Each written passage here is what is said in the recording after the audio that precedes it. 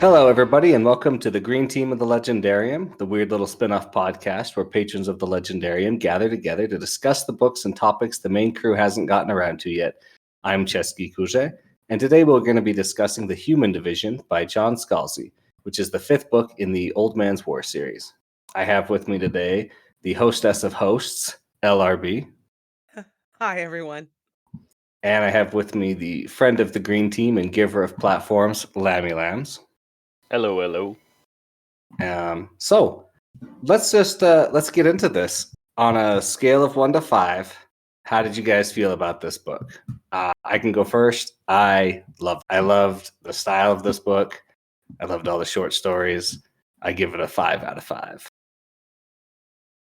I would say a 4.7. It is by far my favorite. Well, it's my second favorite. I think I like Old Man's War better, but it is my favorite of the sequels for sure. Lammy, how you feel? Like a 4.5. 4.5? 4.5, yeah. Yeah. It's very solid. There's a lot of like good MacGyvering that happens in this. I do think it is good MacGyvering as opposed to it could have been very bad MacGyvering done poorly. So what is it about this book that makes us like it so much more than the other books? Was it the short story nature? Is it just the story that's actually being told, or what? I think a big part of it is that we aren't following Invincible Superman John Perry. I mean, fair. Yeah, I did miss my John Perry, though. Hearts out to him. So I would say I liked that we had all these different groups and that the different groups were used to exposition the other groups. Does that make sense? Mm-hmm. So it didn't feel like Captain Exposition showed up and was like, oh, here, I'm going to explain everything.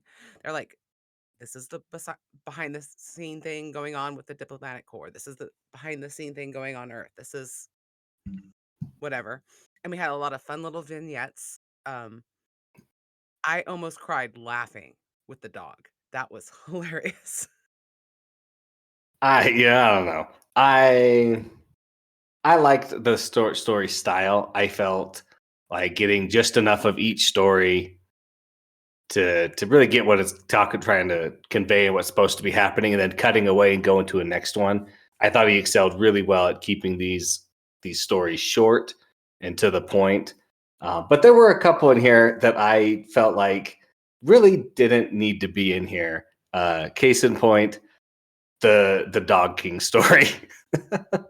Shame on you. That was so Shame funny. on me. It was funny. I just didn't feel like it fit the rest of the story because it's just they go there, they find the thing, they're making negotiations, and then they mess things up and fix things at the same time. I'm going to disagree, but that's spoilers. Well, I mean, I will also disagree, but for a reason that I would like to bring up later. Okay, that's fine. So Chesky let's is see. wrong. That's okay. No, Chesky's right still. We haven't gotten into the arguing where I can convince you yet. So I think we're good. I mean, is there anything you guys wanted to bring up before we got into spoilers, or should we just go right in? I think one of the strengths of this book is that, unlike a couple of the earlier entries into the series, the end solution to the problems that are presented in this book isn't send a bunch of guys with guns down to kill everyone. It's like that won't work for this, and so like our characters have to be smart, have to think things through, have to come up with out of the box solutions. MacGyvering. I like that. That is a good point to bring up. So, although there is a healthy amount of action in this book, for sure. It's all just smaller scale for the most part. Generally, the action is not solving the problem. The action is getting to something that can solve the problem. Yeah. So, all right. Well, let's just get into some spoiler stuff. Let's talk about it. This book is a series of the short stories, like we were saying, like 13 short stories back to back. Which one was your guys' favorite, real quick? Red Dog King is your favorite? I mean, I don't know if it's my favorite, but it definitely made me laugh the hardest. Um, it's probably my favorite. I also really like the last one too. Mine are kind of a tie between number 6, The Back Channel, and number 8, The Sound of Rebellion. Yeah, I like those two. I really liked. I thought The Voice in the Wilderness was done really well. It brings you a brand new character in. You kind of instantly learn his motivations, what he's going for, and then you start seeing the subtle manipulation and the more manipulation, and then you get to the end, and it's like, "Hey, you did everything we wanted. Here's your prize. It's death." And you just see it from another, because we're used to the diplomats and the CDF side, and now we're seeing like straight. We don't know who's even controlling him or was talking to him. So I liked that. It kept a good mystery going there. This is the brain in the box one, right? No, No. The Voice in the Wilderness is the radio talk host. show host. Yeah, the radio Oh, host. yes. Okay. Okay, are we ready for synopsis? Oh, yeah. Sorry, Lammy. Please give us your synopsis. I am ready. Okay, so just a heads up for you guys. These are extraordinarily bare bones. If you'd like to stop in between them and like actually fill stuff in, feel free. So here I go. Short stories. Number 1, The B Team. A ship explodes. This had made many people very angry and has been widely regarded as a bad move. 2 CDF colonels arrange a backup ship to make up for the exploded one. The backup ship shows up, finds a box, explodes some missiles, then explodes another missile. Mm-hmm. You guys want to fill in anything there, or So move on? John, or not John, and now I'm blanking on Wilson's Harry first Wilson? name. Yes, and him going out there with the missiles and the stuff, that was awesome. I love that. It's great. Yeah. That is the right story, right? Mm-hmm. Yeah, Okay, I'm just making sure. it's 'Cause I've where he designs a new method of finding black boxes that have used up right. used up their battery. Yeah, that was amazing. Again, MacGyvering. Yeah, real quality MacGyvering throughout this whole book. I have to agree. All right, number 2, Walk the Plank. A guy with a hurt leg tells how he got there. This one was good for That's the it? setup of the story. Yeah. That's all that happens in it. And he dies at the end from the rot. Everybody But dies. this was one of the weaker ones again, in my opinion. But Okay, so in terms of like moving the story forward, there's a little bit of that. But also it fills out the world because we finally get a look at a wildcat colony. We haven't seen that before. We've heard about it, but we haven't seen that yet. But then you find Yeah. out it's not actually a wildcat colony. It's not, because they have No, it is. no, they have the they're troopers. not the same. It's still a wildcat colony. It's just 3 CDF guys pretending to be wildcat. Whoa, spoilers. We don't know Oh. that yet. Calm down. Well, No, we do, because the head in the no, box. not until the That's later not in this stories. story. Yeah. Whatever. We're in spoilers, okay? Story number 3, We Only Need the Heads. Red, you want to take this one? No. The CDF investigates a failed wildcat colony in order to get ahead of the aliens whose planet it is. Head pun. Failed spectacularly. And this is the same colony from story number 2. Yep. I mean, they're basically the same story. I think, anyway. The two together. But yeah, there's apparently the CDF has been seeding wildcat colonies with a couple of their own people just to sort of keep an eye on things and see how the conclave reacts. Yeah, to see if it's a viable expansion policy. Oh, they're just wildcat colonies. A voice in the wilderness. Number 4, A Voice in the Wilderness. A radio host fails to ask the right questions. Yep. No, Does? no, he doesn't ask the right questions. He No. asks, I'm agreeing with Lammy. oh, yeah. He does fail to ask the right questions. and but he's super popular, I guess, and then he's dead. So there's that. Too bad for him. Number 5, Tales from the Clark. On board the oldest ship still flying, sports scores prevent everyone from exploding. Yes, I remember this one. That was an interesting one. Again, using the MacGyver, the science to solve it. Yeah, real quality MacGyvering throughout this whole thing. Mm-hmm. All right, next up, The Back Channel. This one's number 6. A cool alien doesn't explode racists, but does explode a goat.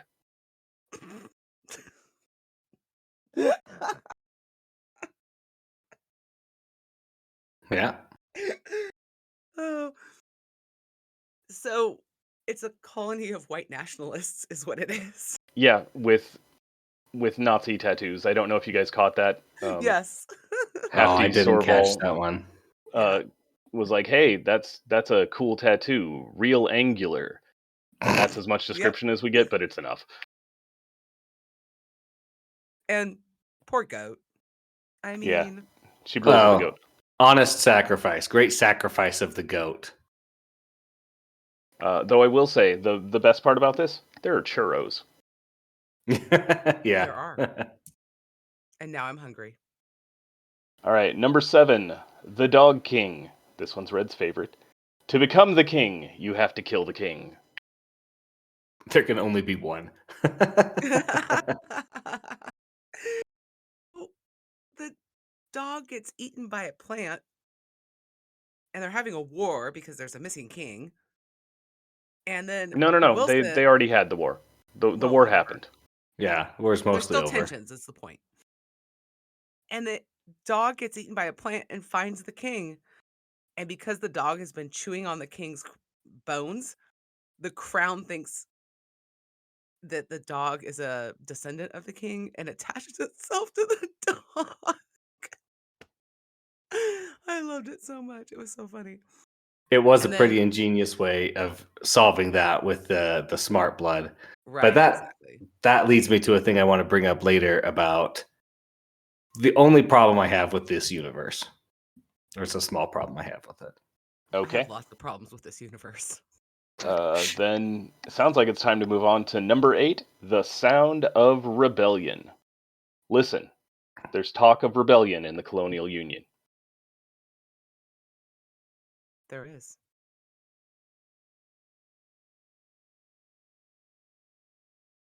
Yeah. Okay. It's a I big I was don't have expecting you anything. guys to want to like fill more stuff in for people, but I guess if they haven't read these, then tough for them. Yeah, it's tough to say. Sorry, keep going. This one had the most use of smart blood. So Chesky, if you want to talk about smart blood, now's a good time. No, it's Unless you not wanna wait until after. necessarily. Yeah, it's not the smart blood I have an issue with. It's the brain pals again. But we'll talk about that later. Okie doke. Number 9, The Observers, a murder mystery episode. I That do one like was a it really quite a good bit. murder mystery. Yeah. It's And just so much fun to have like this little what's the phrase in TV? A bottle episode. Yes, this little bottle episode murder mystery. It was great. and I mean, I could describe a few of these as bottle episodes. Well, I mean, in terms of like if they were filmed, how they would function. Yeah. I really like that we get the answer to this one in a later story as to how exactly everything Right. turned out, and it's the creepiest way possible. Like, well, if I had to guess, it would be this and this, and then this, and then that's how this would go. And maybe I'm just a guy who doesn't care anymore. And then you're like, excuse me? That was very specific for random Joe. Obviously not so random, but I like that both of those together. Sorry. No. I want to say, going back to the structure of the book, it's a very interesting. John does a really good job of holding it all together. It works like a really good season of a TV show. The whole. I have things to say about that later. Okay, fine. Well. Yeah. All right. Yes. Number 10, This must be the place. A family reunion. This one, Cesky, I think is the one that could have been cut. Yeah. I'm trying to remember exactly what happens in this one. See, it's bad when I'm looking at it. I don't really remember exactly what happened in this one versus the other one. So, yes, it could be cut. But I just find it charming because you find out about Schmidt. Schmidt and his family, and you find out about politics in the Phoenix station, and you find out just, Well, not I don't know, Phoenix it's just like a Station, the homey planet little Phoenix. Yeah, the Phoenix planet. No, planet. I'm with Lammy. This one could have definitely been cut or shortened by quite a bit. But it's M- such a My short book anyway, and I liked it. I mean, it wasn't my favorite, but it was I mean, cozy. And like him defending his work to his family because they all think he's like, oh, you're just second rate. oh, which he he But is. was. He is on the B team. yeah, he is. But they're using him as what do they call it? The fire. He's not the fire team portion though. He's just there. Yeah, he's just an assistant. But Wilson anyway, and Abumwe are the fire team. but he Yeah. would not be. It wouldn't be the fire team without Schmidt.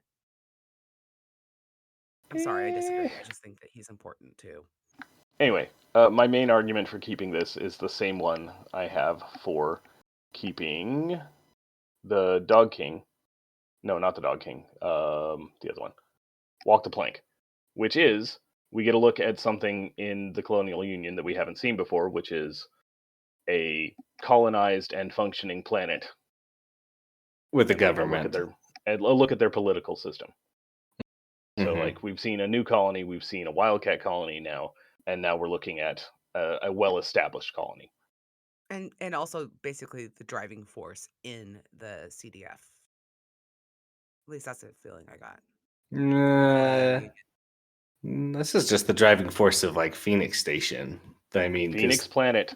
Phoenix The planet, planet excuse Phoenix. me. The Phoenix planet, yeah. Because the CDF is unknowable. No one knows what their official goals are because the higher ups never say anything. All right, number Let's keep 11. going, yeah. A problem of proportion. Some ships don't explode despite every attempt. There were a lot of attempts on this one. This one is interesting because we see the brain in the box and we learn who is piloting these ships and that these ships from both sides. I love that we're seeing it from both sides on us. I don't know if we know this on the other side yet, but both sides are losing ships. And we see, they're being piloted by brains in boxes. They're not crewed. And then you think, who's got the technology to do this? Humans, maybe. The Conclave, maybe, but we have no direct, like, oh yeah, I've seen the humans put a brain in a box and pilot a ship. Because I think if they could do that, they would do something similar to that just to save personnel. Because the CDF has the Earth anymore, right? Because yeah, and then they wouldn't need as many. The colony and the soldiers wouldn't hurt as bad because they wouldn't need, one person per ship. So it just makes me more interested in this shadow organization that's doing all these things. So I really enjoyed the interaction between Wilson and the brain. And he's there, he's trying to disarm the bomb because if he takes the brain off the ship, it'll explode everything. And the brain is like, thanks for helping. Just go. Thank you. And this book did not make me cry, but that was one of the scenes that almost got me to cry. Anyway, so the brain just says, just stay with me and give me a way out on my own terms. And then you find out that the coordinates that the brain was given would have sent him into the sun anyway. And it's just very touching. It was All very right, number sad. 12. Sorry, Cesky, what? Oh, I was just agreeing it was very sad. Sorry. Number 12. Number 12. The Gentle Art of Cracking Heads. A mysterious stranger solves the murder mystery from story 9. Yep. No, he does. That's He does, but you still don't know what the the organization is yet. You still don't know. No, You but just know we know how that person was Right, changed. yes. Yeah, which is the big question from number 9. Number But we still 13. don't know how the nanobots got into the How ambassador, do do we? they get in anywhere? They're in a drink. They're in the air. I mean, they're nanobots. You could remote target them to drop into somebody and start working. Like that's not even a worry at all. I don't know. So was it on I Earth? I feel like was it- Scalzi has some established rules for his nanobots. Like they have to be in the body before they can start doing stuff. That Right. seems pretty well established. Right, but I think he says something about it, just like, put some nanobots in a cup in a restaurant, she comes and drinks it, bam, they're in. Like, but there's just so many ways they could have been delivered. It's not even worth like thinking about. Like I was actually thinking about not her, but the dude who she killed. Like, when did he Mhm. get his nanobots? she didn't kill him. He was found with his head beaten open. No. I'm talking about the ambassador, the one, the Oh. murderer, The one that she killed. Well, whose name I cannot remember and would mispronounce it, even if I could. wasn't it that he didn't have nanobots? He had the smart blood that was being told to grab oxygen and never with let it go. nanobots. Yeah, it's I nanobots. guess technically they're nanobots, but it's different brands of nanobots besides your general all-purpose and your smart blood. Because it was specifically he the had smart general blood. purpose nanobots that were pretending to be smart blood. Yeah. So, I mean, again, it could have been delivered to him anytime. I mean, they'll just sit in your body forever until they, activate. I just more wanted to make sure I wasn't missing something. Like, we never found No, that you out, never correct? see that. No. All right, number 13. Earth below, sky above. All right, I'm going to do one better on the baby shoes for sale never worn. We're doing 5 words. Okay. Space station for sale exploded.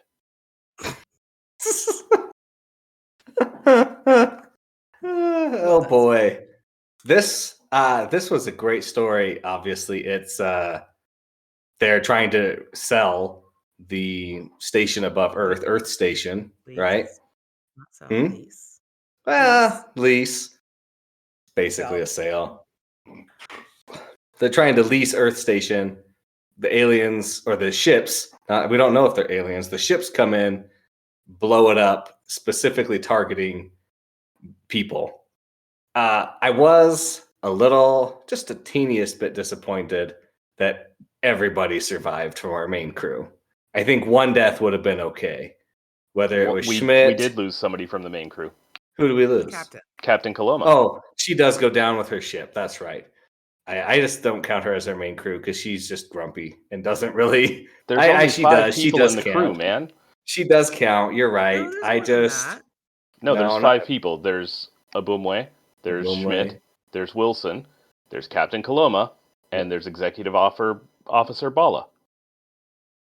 Isn't there a couple other pilots and whatnot too, though? Well, I mean, those are just nameless crew. They don't count. Yeah, they're red shirts. Red shirts. Yeah, they're just red shirts. They don't count for this purpose because they all get off in the escape pods. So now I liked it. It was a devastating blow to Earth. I liked I don't remember the exact wording, but Scalzi's saying, he's talking about the space station, and he's like, it was rigged to self-destruct so it didn't blow up Earth, or like fall on Earth or destroy things. He's like, and this would have worked great if only it wasn't being hit with missiles. But then obviously it still worked out fine. But it was also just rigged so that the technology, like none of the technology would fall to Earth, too. Yeah. Because they were still keeping Earth in the dark. Well, when they built it, they were. When it was built. Before the events of John Perry showing up on Earth from the end of book 3. Yeah, this was, just in terms of story impact, it's a devastating blow to the CDF and to Earth. Yeah. Like, it totally crushes all hope of reunification for the foreseeable future until they can find and deal with this shadow organization. So, yeah. So one of my favorite parts of there's two parts I really enjoy about this. One is Wilson looking at Earth and just remembering Earth and thinking, did I make the right decision? Because all my friends are dead, basically. Dragging Schmidt into the airlock to look out through the only window on the ship. Yeah, yeah. And it's just yeah, so I really enjoyed that. I also enjoyed the bar fight with the four soldiers. It's like he sets up the rules, like I gotta hit you guys, or you can hit me, and if I can block you, then I get to hit you. He just like max them all, and then they show up later in the story. They show up later in the story to be jerks and then blown up. Well, one got sent to vacuum, and his The The fingers other get cut three, off in the the other three hatch. might have survived. Hmm?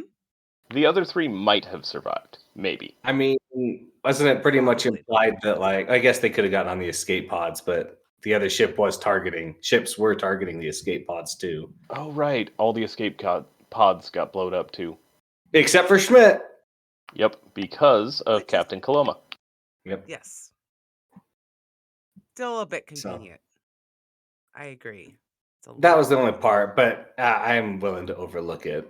So Hart all right. Schmidt got his own entire like family reunion short story. Of course he's surviving. He's a Yeah. main Right. character. And I really did like the relationship changing between Schmidt and Wilson from the beginning to the end, where they're kind of just like, oh, we here together, but I don't know you, and then they work together more and more, and now they're friends at the end. The way Well, they if are. you So read one of the extra short stories that takes place before this whole thing starts, I did. you can understand why Wilson isn't exactly a ray of sunshine where Schmidt is concerned. That's so funny, though. Can you take a punch? So How many funny. punches are we talking about you taking? All right, so let's just start talking about our miscellaneous things for a little bit. We've kind of been through everything. If you have something you want to bring up, bring it up. I'm going to say I want to see the CDF. I want to see the head people in charge of the CDF because we never see them. We only see the people who are doing the work, like Egan and Rigby, I think it Rigney. is. Rigney, thank you. Like we see them doing all this work and they're like, oh, we're getting our commands. And we've seen the generals getting their commands. I want to know who's at the top. And I want to just know. I mean, I don't think Scalzi could tell us, but I want to know, like, what is the CDF's plan or what's their goals?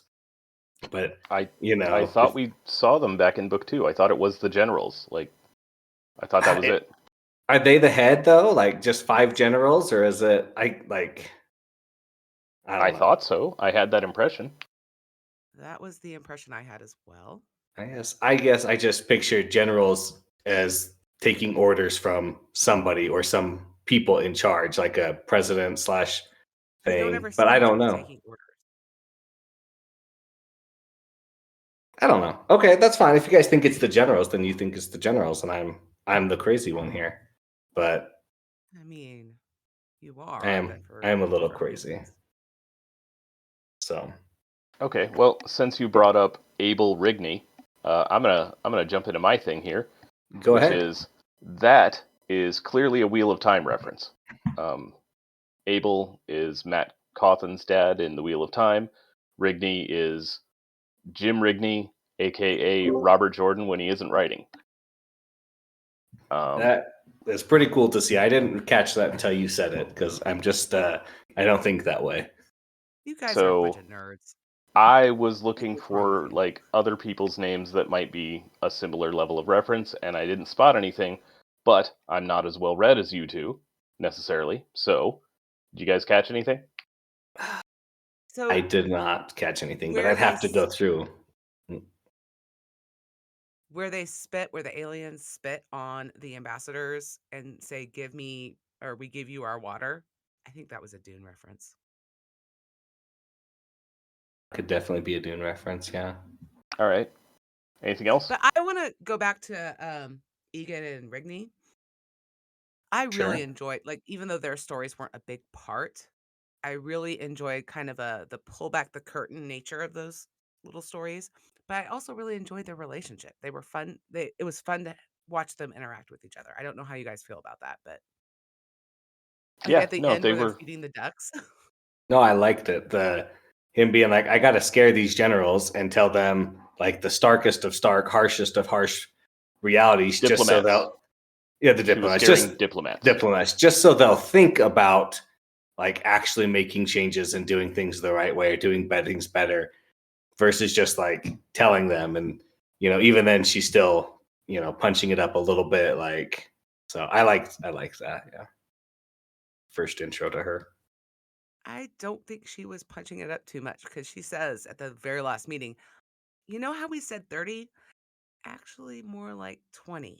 Well, no, but she says in the first meeting, she says 30 years. And then at the very end, after the Earth has been severed from the CDF, she's like, well, now it's more like 20, if that. So, all right, I'm going to tell you guys, I want you guys to tell me why the CDF, in all of its wisdom, takes away people's brain pals afterwards. Because would not a brain pal, in 95% of situations, make things a lot easier on pretty much everybody?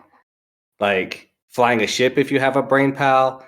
I mean, the instant communication between people instead of having to be like, hey, over here, look at me. Like, I've got something important to tell you. You could just message it to them. They get it almost immediately. Like I'm fine with being like, okay, you're out of the military.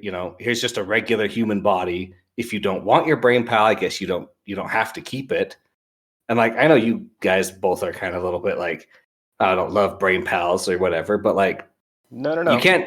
Oh, Big fan of the brain pal. It's just me. just Red. Okay, just Red doesn't like the brain pal, but like, you can't deny the Says it's utility that me. would be solved by having a brain pal that you could access tons of things. It would solve so many problems.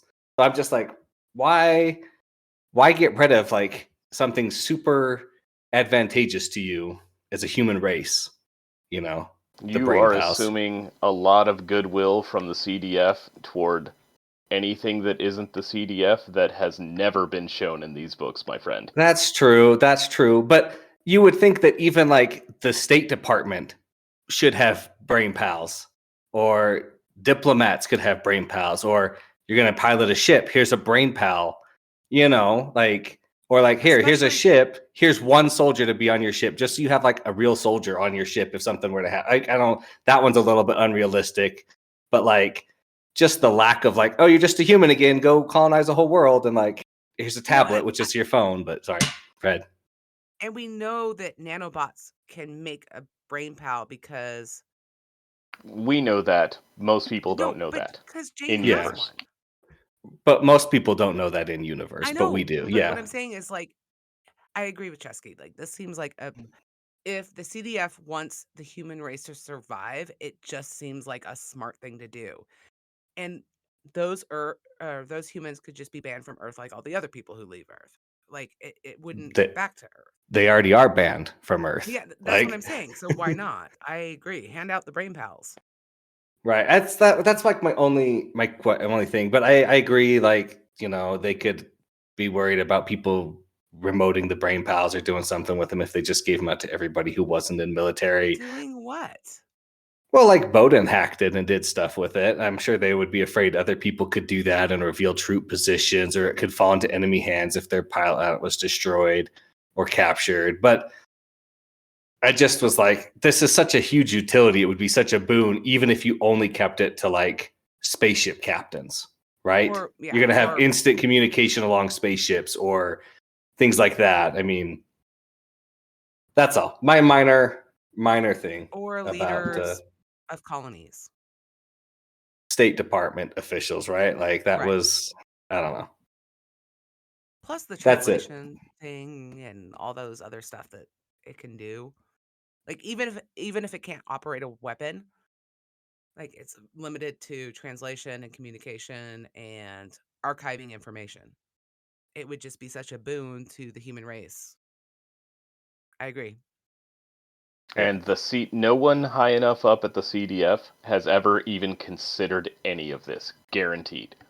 Oh, guaranteed. For sure. It's just, I think if they really cared about it, like the survival of the human race, this would be, I mean, it's like a phone, but better for everybody. So, all right. I was just gonna say it's a no-brainer. All right. Yeah, Here's to yeah, go. and it's such a good idea, and it would be so helpful to so many people. Guaranteed, nobody at the general level, like at the rank of general, even had the thought come near their brains. Because they still have their brain pals, so they're not Yeah. missing it, you know? Yeah. 100%. So, all right. Surely they talk to some of their retirees. Why Nope. would they talk to their retirees? They are the No. military. They are better than the civilians. They know better than the civilians. They know better than the people of Earth.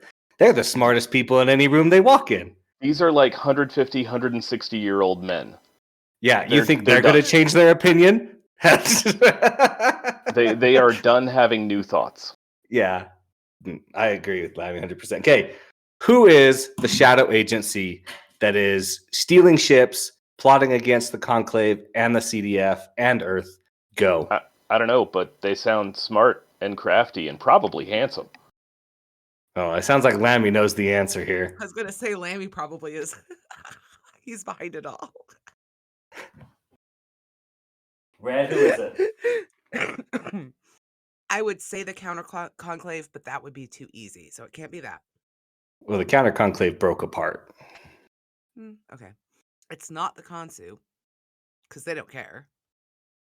It's not their style. They just come in and blow things up if they wanted it. We're in charge now. And there's nothing you can do about it because we have magic boxes. I don't know. I definitely think that it is an intergalactic or interspecies organization. So it's not just humans. Some things we know. All the ships taken were near the border of either Conclave or humans or CU space. Yep. Not human space. CU space. And then there's at least one guy who's a brain in a box. But he was a victim. He wasn't part of it. Well, no, but we just know that there was one human brain in a box. I believe he's human. No, he wasn't human. He wasn't human. And the missiles we've identified and have heard anything about are like the bog standard CDF missile. Like, if you don't need it to do anything special except be a missile, get vague brand missiles. Yeah, and they've all been, or at least all the ones that we had like tracking or like identification on were reported destroyed or used in live fire testing or something like that, right? No, they were all decommissioned and sold to either merchants or other colonies. That's the ships. That's the ships. You don't generally decommission missiles. You just shoot them for target practice. Yes. Sorry. And I feel like we can assume similar stuff about stuff on the Conclave side, right? Right.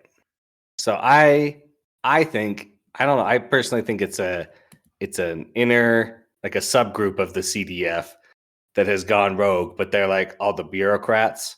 Not all the bureaucrats, but they're like, they have people in those positions to mark things as like, oh yeah, this ship just decommissioned and sold off, and whoosh, there it goes into the secret shadow cabal, right? So, right, and I don't know what their goal is though, because it's, you know, piss off Earth, piss off the CDF, piss off the Conclave. Like they're not pushing for human superiority though. They're not pushing for Conclave superiority.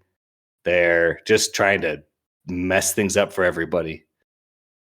Yeah, I am very frustrated with like what is the goal, because I mean, I guess everybody could go to war and then you could rule over the rubble. No, if the CDF and the Conclave fight, which is what they've been trying to get happen every time, like the story where the CDF jumps in, a ship fires on them, but the Conclave stops it because they were there first. You know, that's where we find the brain in the box. Like this shadow organization has been pushing for a war, but if you have two people fight, then you come in and sweep the victor because you're not you just didn't fight a war and win it. You made two people fight, and then you beat the guy who won, right? That's the easiest way to take over. Also, this organization has access to what should be secret information. Super very secret information. Yeah, the And very first secret short story technology. was, yes, it was a secret meeting. The B team was supposed to be a secret meeting that very few people knew about. And then I want to say the blah blah blah, the other one. No. I don't remember which one it was. Problem of proportion, I think. What was the point of the story? Is what you think? Is what? Just that was also supposed to be a secret meeting. Oh yeah, So they've got information, or they've got access to information that they shouldn't have, basically. Right, there's a spy. Yeah, we know that. So I don't know. I feel very much about the way I feel about the Taylor in book 2 of the Greycoats. About like this plan does not make sense. Right. Well, I mean, and I know Lammy hasn't read it, but you know what I'm talking about, Cesky. We had to talk about this. Yeah, but the plan does make sense, right? Like, I mean, I guess are they looking for universe domination? Is that what they're looking for? That's kind of, well, at least some kind of control, because like if Red, you are the CDF, and Lammy is the Conclave, and I'm the shadow organization that wants to control more than I control now, rather than trying to fight the whole Conclave and or fight the whole CDF. Well, that part if I make you two fight, yeah, then I can come in and beat you up much easier, right? So I think that's just their goal, is more power and more expansion. So I don't know who's smart enough to come up with that plan and execute it as well as they are, because none of the other alien races we've seen have been that have that much ability. They're more, let's just go blow them up. I would like to note that in an openly declared war, the Conclave 1 billion% will absolutely destroy the Colonial Union. However, the CDF fights dirty, so they'll make it hurt. Yeah, no, that's what I agree with you on that. The Conclave has excess of ships, excess of everything. I mean, even the explosion in the last colony took out like 1% of their total fleet, it was said, because everybody just donates one ship, right? But the CDF fights dirty, so they're going to make it hurt a lot to take over. Maybe it's the Gamorreans. Maybe it's the genetically modified humans. They've gone rogue. They are so mad. No, or some so happy. or some You've species established that they're very, very happy. They're like chilling, having sex. But you know who we didn't see in this book? We didn't see special forces in this book at all. Maybe special forces have gone rogue. No, I don't think we did. No, I'm pretty sure we don't see any special forces. Like we missed something. So I'm putting it out there. This is my thought. It's I don't think it's special forces, because that just doesn't seem like them. But I'm betting it's a genetically modified strain of humans that have gone rogue that was so super secret, top secret, that nobody knows about it except for like the head generals. But why? Because they're also trying to separate Earth off and kind of make it on its own. Mm-hmm. I think it's just part of weakening the CDF. Sure, probably. But I'm just saying, like, wouldn't you want to preserve?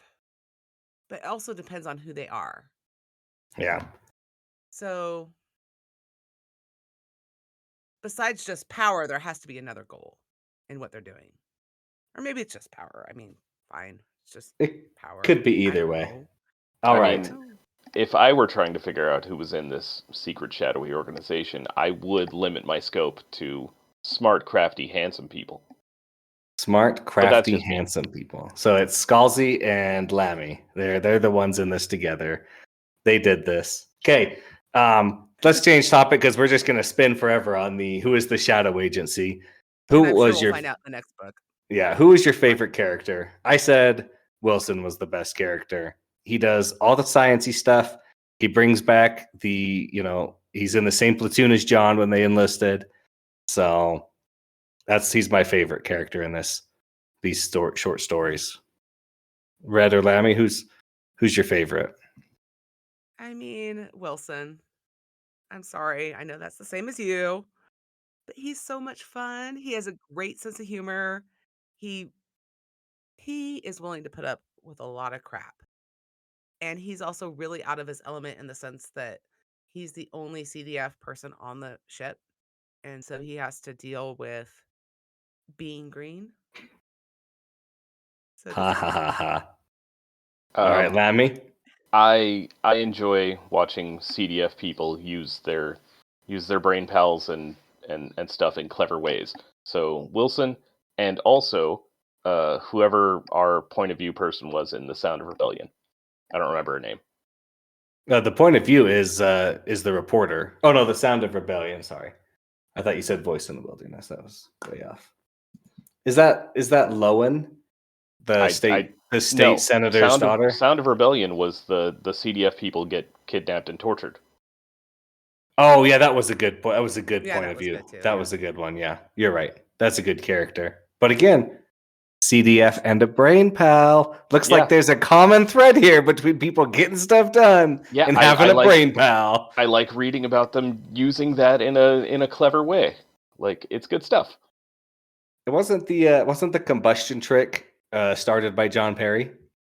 No, that was wasn't? book 2. It was book 2. Jared It was Dirac. book 2. Yeah. It was Dirac, yep. I knew it was in one of the books we'd read. I just couldn't remember first or second. So. That was really cool when she did that. That was amazing. Okay, let's see. I've run through my list of things to talk about. Brad, do you have anything you want to bring up? I think we talked about most of what I wanted to talk about. Oh, so do you think that it's a foregone conclusion that the Earth and the CU are going to break up? Because I don't think that that's a foregone conclusion. I think it's a foregone conclusion that they break up unless within 6 months to a year, maybe a year and a half, the CU can honestly and directly point to like, hey, these are the people who blew you up with undeniable proof. Otherwise, they're done for a while. Because from the Earth's perspective, it was all a trap. From the CU's perspective, it's a horrible tragedy. I mean, based on what we're told at the very, very end of this book, even undeniable proof probably won't be good enough. Yeah, that's true. That is what they say. So I'm like, maybe with Lowen, the state senator's daughter, she'll be able to do some things. But Earth is fractured, no unified government. So I doubt it's going to be resolved in the next book, or they'll be buddy again, unless it's a 50-year time gap. I mean, not buddy, but I don't see. Well, I guess all the ships were conclave ships that showed up at the Earth station, right? No, I don't believe they were. I think it was a mix. Or not conclave. I think it was all. No, I mean Earth. I think they were. I thought it was all CU ships. Maybe it was all CU ships. Yeah, it was the 15 or 16 or 20 or however many. So maybe, yeah. I guess. I don't know. I just don't. We definitely got to see the ship that one guy fell out of, who hurt his leg. Yes, we did. We did get to see that leg rot. Which, by the way, that sounds very nasty. And yeah. Yeah, man. Wildcat colonies. They are not safe. Yeah, it's just the other ones aren't either. I mean, but the other ones are at least like they had the pack instead. I mean, well, that functionally was a wildcat colony. Like, they didn't actually properly research it. Yeah, they didn't know. So no, yeah.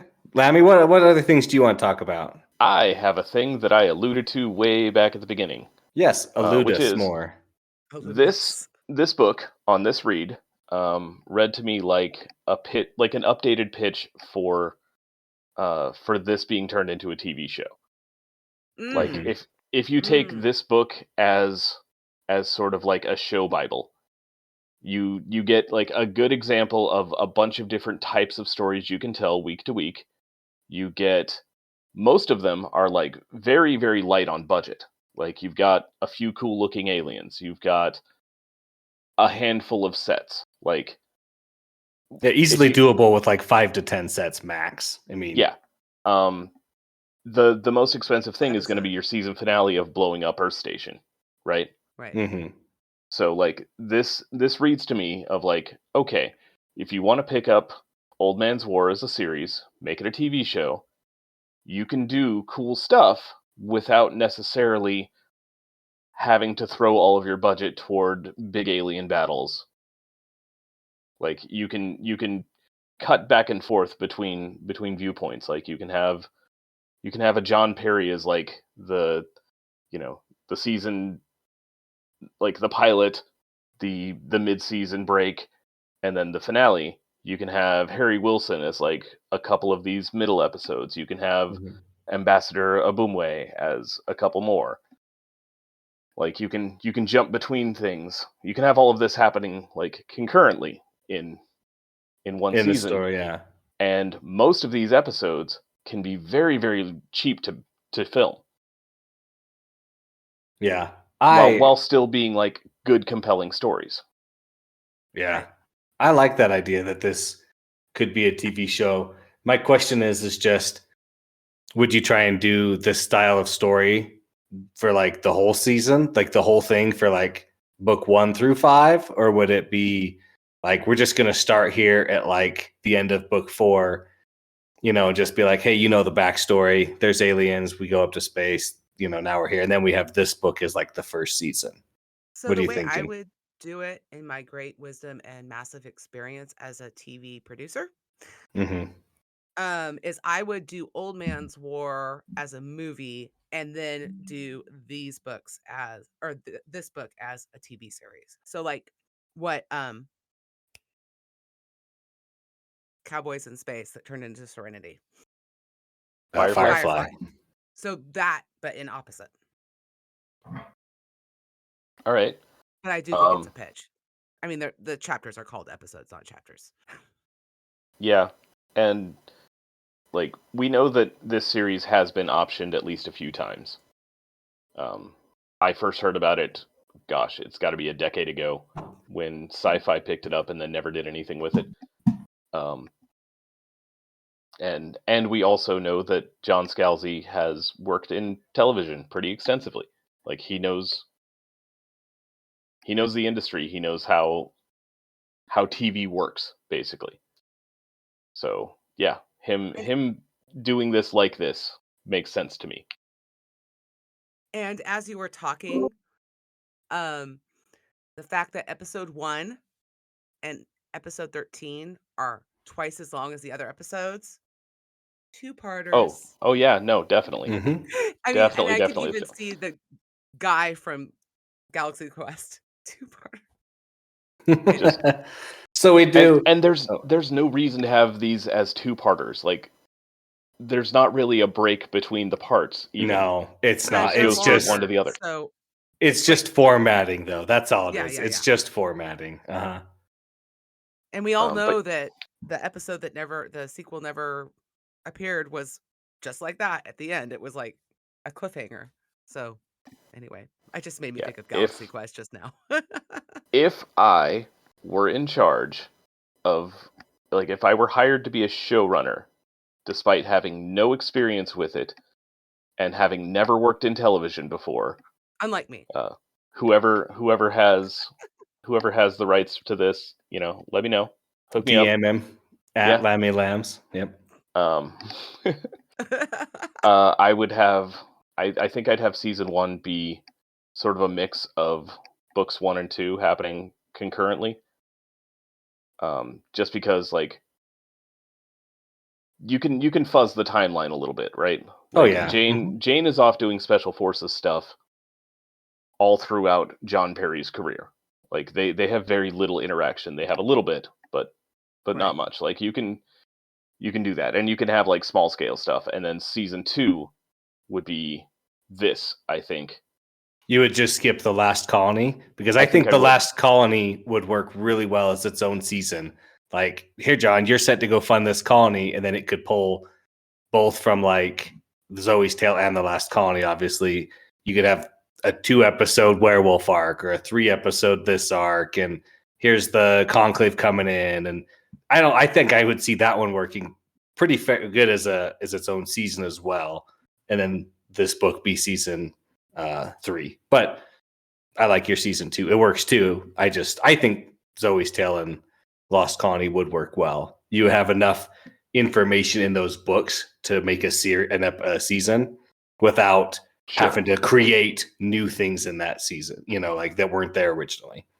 Sure. Also, this is coming from a place for me of I feel like the Wheel of Time TV show should have covered the first 3 books in the first season instead of some of book 1. That's a big ask. 3 books in one season, though. I feel like they could have done it if they wanted to. Maybe if they had like 3 episodes and maybe I think if they had more episodes, but wasn't it only 8 episodes, right? Yeah. I think if they had the 12 to 18 episodes, they probably could have gotten at least books 1 and 2. But I don't know about 3. That's tough. Well, I also would have been cutting a lot. But that's a totally different book series. We're talking about what is this? Old Man's Human War. Division. Old Man's War.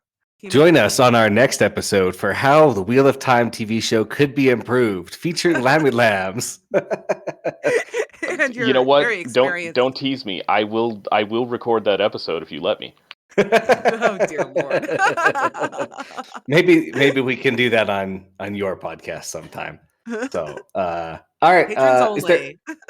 Patrons only, yes. Is there anything else that you guys wanted to bring up about the Human Division? I liked it a lot better than I liked the last 2 books we read. Oh yeah, Cesky, you mentioned this was your second favorite. What was your first? You know what? How about this? How about if we just rank all 5 books? Yes, rank all 5 books so far. All right. No. Let's do that the next episode when we do the last book. I need to make a list and I need to be prepared. Okay. I'm not prepared. This is a spoiler this is a teaser for all you listeners out there. I'll give my first 2. I think Old Man's War stands ahead of the best. Just as the beginning, it really gets you into the series. It's very exciting. And then the Human Division. 1, 2. And then I'll secretly think about the other ones for the next episode. All right. My number 1 and number 2 are The Last Colony, number 1. And then number 2... I think book 2. I think Ghost Brigades. Ooh. Lammy coming in with the spicy take. I like it. Yeah, because mine first 2 match Cesky's at this point, so because I'm boring. All right. Sorry. That is fair, but I was very happy with the Ghost Brigades breaking away from being Starship Troopers. Oh, okay. Well, that's fair. Yeah. It's not to say it's not a good book. It's just not my number 1 no, and 2. they're all good books. Like, I have not read one and been like, I hated this. Well, Cesky had some bad feelings toward The Last Colony, so I'm just glad I finally read a book that didn't make me cry. All right, everybody. This is going to conclude our episode today. Thanks for listening. Our music is Galactic Damages by Jingle Punks. You can find us on the Legendarium's Discord. There's an invite link on thelegendarium.com. We're also on Twitter at Green Team Pod. And you can also join in and support us and help support the Legendarium podcast via Patreon. Thank you, Craig, for loaning us a little corner of your media empire. And a shout out to Horizon Brave for starting this all off. Thank you, Little Red Book. Oh, excuse me. I will let some shameless plugs go on. Lammy Lams, would you like to shamelessly plug yourself? You can catch me plugging myself, I guess. That sounds dirty. I don't like that. You're the one who... Okay, anyway. Yeah, every week at the Cosmere Deep Dive podcast, we are currently a little more than halfway through Oathbringer. Mm-hmm. Wow. Yeah, it's coming quick. But, Sanderson releasing 4 books by surprise next year is gonna is going to stretch some things out. Anyway, Well, at least you Cosmere know Deep you're Dive not Podcast. running out of. At least you know you're not running out of content anytime soon. Oh yeah, no, we're good to go for a while. Cosmere Deep Dive Podcast. Little Red Book, do you have anything to plug? Also, he has a patron, and he's starting to produce patron-only content. And he One also has a episode so Discord. far featuring Red, about to be 2. And we're pushing back until the end of June, but I have a new podcast called Wordless that I'm doing with formerly of the Legendarium Discord Eridanus. And it's called Wordless, like I said, and it's about short fiction in sci-fi and fantasy genres. So we're going to be doing Hitchhiker's Guide to the Galaxy Tuesday. Nice. And I, when I'm not hosting Green Team episodes, host the Libromancy podcast where I talk about the fantasy books I'm reading for 15-ish minutes at a time. Usually good reviews, sometimes bad. I just finished recording The Burning God today, so it's a book. That's all I can say about it. All right. That's true. Thank you, Lammy. Thank you, Little Red Book. I'm Cesky, and we'll see you guys in the next episode. Bye, everybody. Bye.